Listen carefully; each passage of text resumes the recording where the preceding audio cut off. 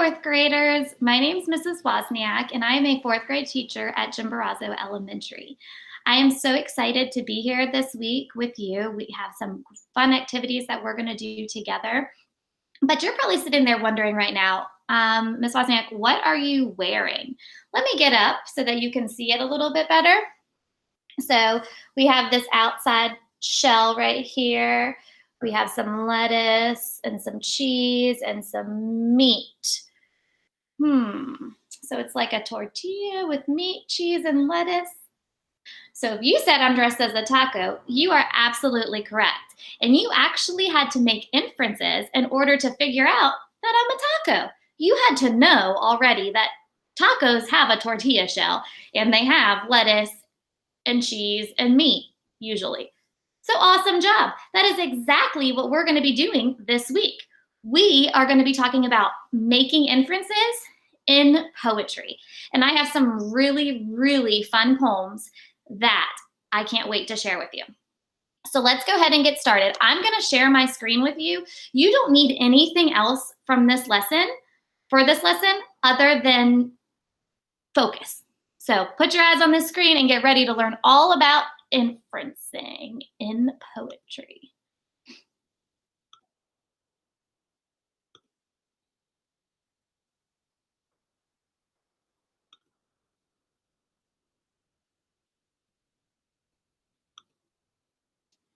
So like I said, we're going to be doing inferencing and drawing conclusions in poetry. So this is my little friend I'd like you to meet. Hey everyone, when Miss Wozniak told me she would be teaching you guys about inferencing, I knew I had to be here. By the way, Miss Wozniak, that taco outfit is sweet! Anyways, I love making inferences, especially in poetry. Well, what are we waiting for? Let's get started. Awesome, thanks. So, hey everyone, when Miss Wozniak... So this is Cookie, and he's going to be with us throughout this lesson. So instead of coming right out and telling us that what the reader should know, authors actually provide details that require us to think and draw conclusions. So when we draw these conclusions or read between the lines, we're actually making inferences. And this is something that you're doing as you're reading all the time. But we're going to point it out and we're going to make sure that you just become these experts at inferencing. So if you think of inferencing, think of it similar to a math problem. You take clues from the text and you take your background of what you already know and you make an inference. So for example, if you think about my taco outfit, you took clues from me. You said, okay, so she's wearing a tortilla, she has lettuce, she has cheese, she has meat on her. And then you think to yourself what you already know, and you know that's what's on a taco. So you're inferring that I am a taco. I didn't come out and tell you that until the very end. So in other words, inferences are just taking what you already know and putting it together with what the poem says. We got this. Our brains plus the text equals an inference.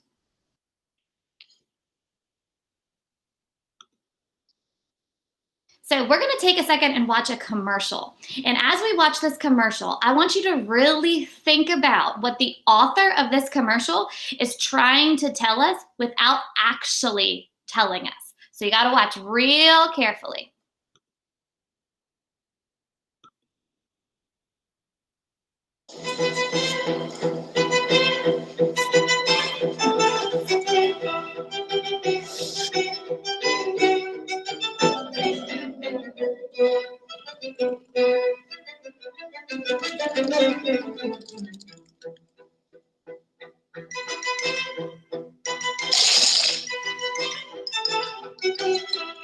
Honey, have you seen our cat?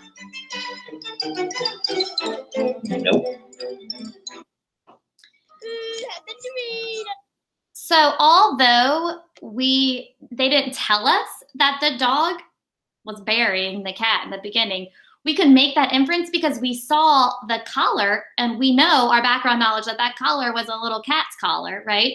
And we put it together with seeing that the dog was digging and made the inference that he killed the cat. And then he bribed the guy with the Doritos not to tell.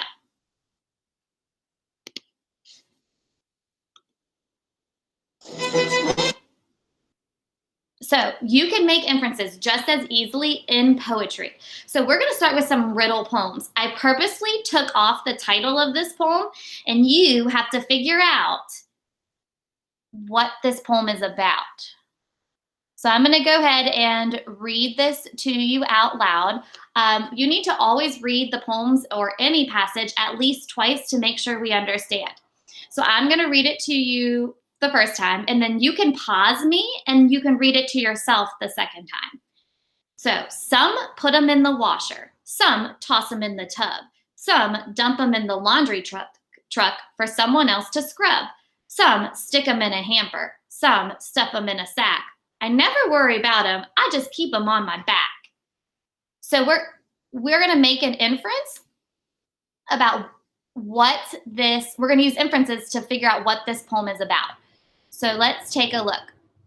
So the very first line, some put them in the washer. So I know a washer is usually where you put your clothes to clean them, right? And then it says some dump them in a laundry truck. Well, I know laundry is clothes that need to be washed or were already washed. And in this case, they need them to be washed because they're dumping them in a laundry truck. And it says the second line right here, for someone else to scrub. So they're putting them in that laundry truck so someone can scrub them and get them clean. And then here it says some stick them in a hamper. I'm taking my background knowledge of knowing that a hamper is where people put dirty clothes and what the author said of people sticking them in the hamper. And I'm coming up with the inference that they're dirty clothes. So we could say that this poem is all about dirty clothes or laundry. So we're going to try another one together. Same concept. It's a riddle poem. So if you look over here, I'm giving you directions of what to do. So you're going to listen to me read the poem. You're going to pause it, read the poem on your own, and try to infer what the reader is talking about. And you need to be ready to defend your answer with evidence from the poem. So you guys are in 4th grade. You know that you have to prove your answer. You can't just tell me that this poem is about dirt, which it's not about dirt, but you can't just say it's about dirt and not give me a reason why. You have to have evidence from the poem. So I'm going to read it first to you. Sorry about that. Sometimes I'm very square, and sometimes I'm very hard. But heat me up, and soon I've melted like a tub of lard. I look excellent in glasses. I look lovely in a tray.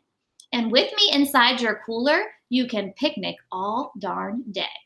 When kids fall down in football, I make sure their wounds don't swell.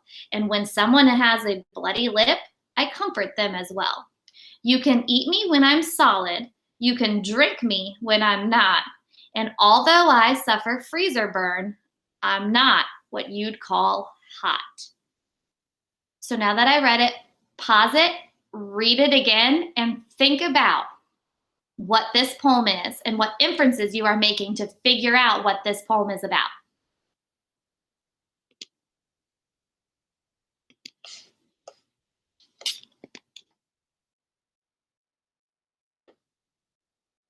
So if you guys said that this poem was about ice, you are absolutely correct. And you might have different ways you defend your answer, but some that I use to defend my answer is that I made an inference that when it said that you eat me when I'm solid and you drink me when I'm not. I know that when ice is solid, you can chew it and eat it, but when it's not a solid, it's a liquid and you actually drink it. So I'm inferring that they're talking about ice. Also up here where it says, I look lovely in a tray, I'm thinking, okay, so in a tray, it looks lovely in a tray. Ice goes in a tray. So I'm inferring that it's ice. And then finally here too, it says, and with me inside your cooler, you can picnic all darn day. So I know that a cooler needs ice in order to keep your food good, right? So I'm inferring that it's ice. So that is all I have in our presentation for today. I'm going to go back to me here. And I'm so excited, guys. We are going to continue to practice these skills throughout the week. We have some fun poems on inferring. So I look forward to seeing you for the rest of the week to work on inferencing.